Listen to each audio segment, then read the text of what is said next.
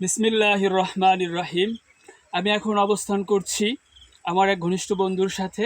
তো কালীরবাজার আর পশ্চিম বাহাদুরপুর এই দুই জায়গার মাঝখানে এখানে আমার 1999 সালের শেষের দিকে আসা হয়েছিল।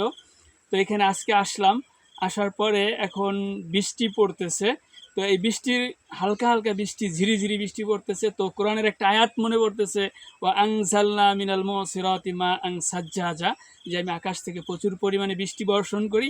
আর সাথে সাথে দেখতেছে এই যে বিশাল পাট এবং এই যে প্রাকৃতিক দৃশ্য, অনেক সবুজ ঘাস।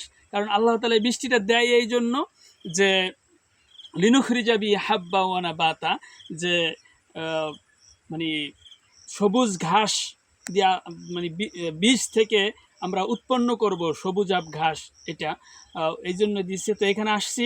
আমার এখন মনে পড়তেছে আমার বন্ধু হাফেজ আব্বাস, ইতালি প্রবাসী, এবং আমার বন্ধু ফারুক, গ্রিস প্রবাসী, এবং ইকবাল ভাই আগে ইতালিতে ছিল, এখন চলে আসছে।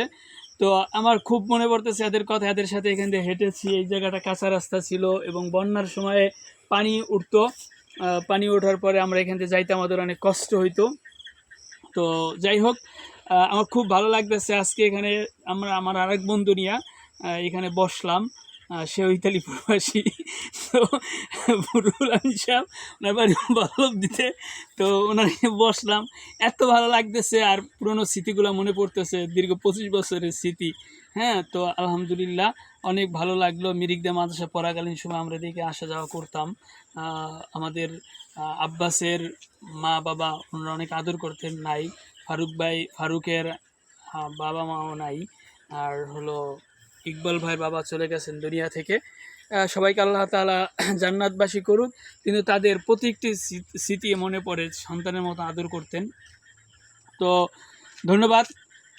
আর খুব ভালো লাগতেছে। আল্লাহকে অনেক ধন্যবাদ, তিনি এমন একটা প্রাকৃতিক দৃশ্য, এমন এক প্রাকৃতিক দুনিয়াতে আমাদেরকে পাঠিয়েছেন যা দেখতে খুব ভালো লাগে। দুনিয়াটা সবুজাব করে দিয়েছেন, এই জন্য আল্লাহ তাআলাকে অনেক ধন্যবাদ।